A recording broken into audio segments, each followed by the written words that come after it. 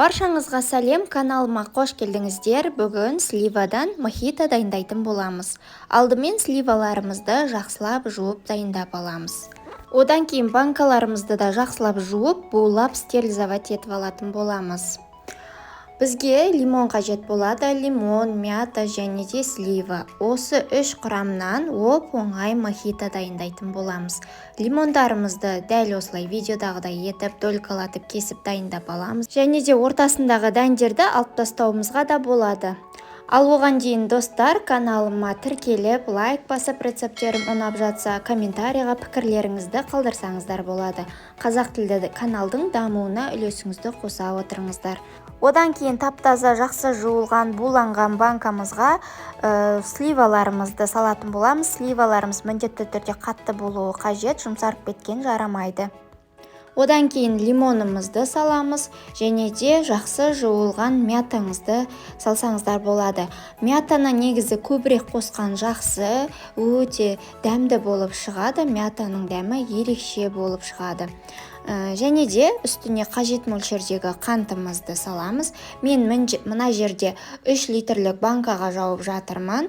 3 литрлік банкаға мен 250 грамм қант қостым.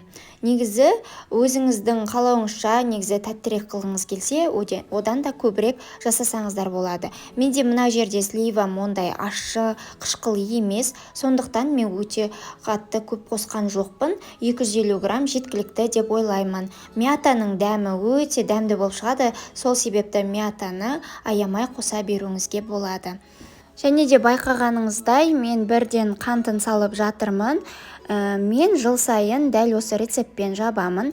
Бірден ыстық суымызды, қайнап тұрған ыстық суымызды құйып, бірден жауып тастайтын боламыз.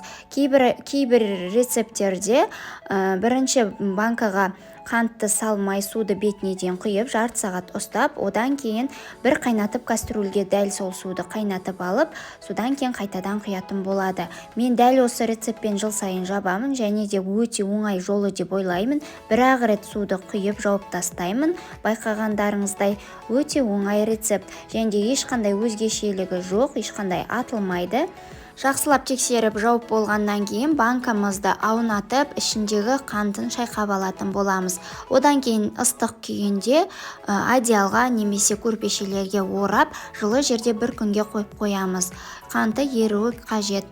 Міндетті түрде сіздерге де жасауға кеңес етемін. Қарапайым компот қылып жасағанша мохито қылып жасап көріңіздер. Ас болсын, назарларыңызға рахмет.